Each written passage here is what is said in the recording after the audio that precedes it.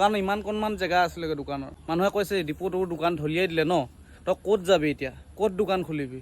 মোক যে এখন দোকান যোৱাৰ পিছত কোনো মোক মাটি এডোখৰ ইয়াত কোনোবাই নিদিব। দোকানখনত এবাৰ নে দুবাৰ জুইও লাগিলে। আগতে আমাৰ মায়ে চুলাই বনাইছিলে, দেউতাই চব্জি বিক্ৰী কৰিছিল।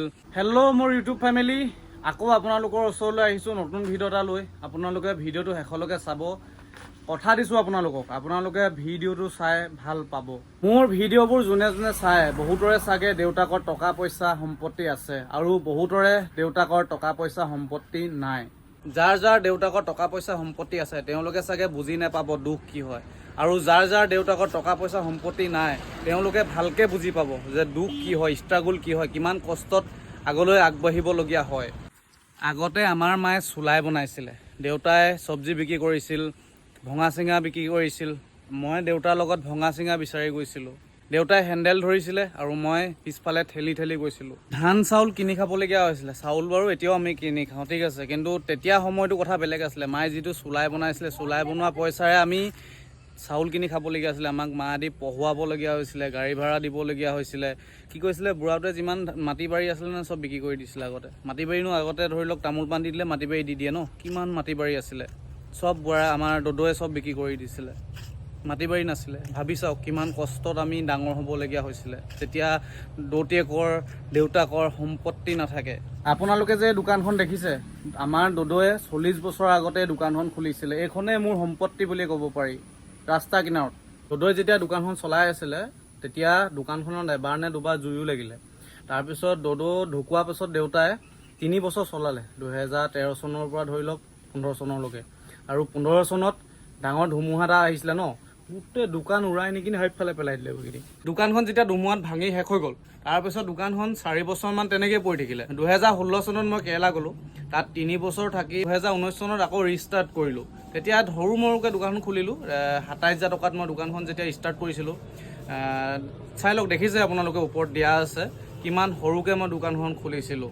দোকানখন যেতিয়া খুলিছিলোঁ প্ৰথমতে মাছ মাংস চব্জি চব বিক্ৰী কৰিলোঁ দোকানত। তাৰপিছত তেতিয়া প্ৰথম ষ্টাৰ্ট কৰিলোঁ আৰু কাষ্টমাৰৰ কাৰণে অকণমান প্ৰব্লেম হ'ল। তাৰপিছত 3 বছৰমান দোকানখন বিৰাট ধুনীয়াকৈ চলালোঁ, লাহে লাহে ওপৰলৈ উঠিলোঁ।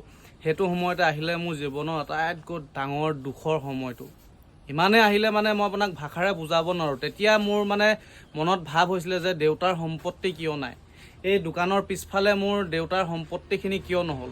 মোৰ জীৱনৰ ডাঙৰ ঝাটকাটো সেই তেতিয়াই লাগিছিলে, 2023 চনত। আপোনালোকে যে মোৰ পিছফালে মাটিখিনি দেখিছে, দোকানৰ পিছফালে, এই মাটিখিনি এনেকুৱা এটা অনুভৱ হৈছিলে যে আমাৰ দেউতাৰ কিয় নহ'ল, আমাৰ দদৌহঁতৰ কিয় নহ'ল, কিয় দেউতাহঁতৰ নিজৰ সম্পত্তি নহ'ল। কথাটো হ'ল কি যে এই ৰাস্তাটো আগতে 1 ৱে আছিল, এতিয়া বাৰু 2 ৱে বনাই দিলে। ৰাস্তাটো 2 ৱে বনাবলৈ আমাৰ দোকানখনৰ দাগ ক'লৈকে লৈছিলে আপোনালোকে জানেনে? ৰাস্তাৰ পৰা এই তামোলজোপা য'ত আছে যে তাৰলৈকে দাগটো মাৰিছিলে। আপোনালোকে ভাবি চাওক মোৰ দোকানখন কেনেকৈ থাকিলে, কাৰণ এই মাটিখিনি আমাৰ নহয়। আপোনালোকে ভাবি চাওক 3-4 বছৰ আপুনি কষ্ট কৰি যিটো কাম কৰিলে, যিটো বস্তুত আপুনি উন্নতি কৰিলে, সেইটো বস্তু আপোনাৰ আৰু 2 মাহৰ পিছত শেষ হৈ যাব। তেতিয়া আপোনাৰ কেনেকুৱা অনুভৱ হ'ব আপোনালোকে ভাবি চাওকচোন। মই তেতিয়া গম পাইছিলোঁ মোক যে এখন দোকান যোৱাৰ পিছত কোনো মোক মাটি এডোখৰ ইয়াত কোনোবাই নিদিব, মই কিনিব খুজিলেও কোনোবাই নিদিব। মই সেইটো জানিছিলোঁ, কাৰণ মই কেতিয়া ডাউন যাওঁ সেইটো চবেই ভাবি আছিলে। বহুতে ভাবিছিলে দীপু কেতিয়া বৰবাদ হয়, আৰু হৈছিলোঁ সেইটো সময়ত মই চাগে হ'বলগীয়া হৈছিলে। বহুতে মোক তেতিয়া আহি কৈছিলে দীপু তোৰ দোকান ধলিয়াই দিলে নেকি। ইমান ডোখৰলৈকে যদি দোকানখন যদি গুচি যায় মানুহে ক'বই ন, অলৰেডি গোটেই দোকান ইমানকণমান জেগা আছিলেগৈ দোকানৰ। মানুহে কৈছে দীপু তোৰ দোকান ধলিয়াই দিলে ন, তই ক'ত যাবি এতিয়া, ক'ত দোকান খুলিবি, তোৰ দোকানখন কি হ'ব এতিয়া। কিমান যে মনে মনে সুখী হৈছিলে। সেইটো সময়ত মই ভিতৰি ন ভাগি গৈছিলোঁ, কিন্তু মই মানুহক দেখাব পৰা নাছিলোঁ, কিন্তু মই ভাগি গৈছিলোঁ। কিন্তু মুখত হাঁহি এটা লৈ থৈছিলোঁ যে মই কিবা এটা নিশ্চয় কৰিম।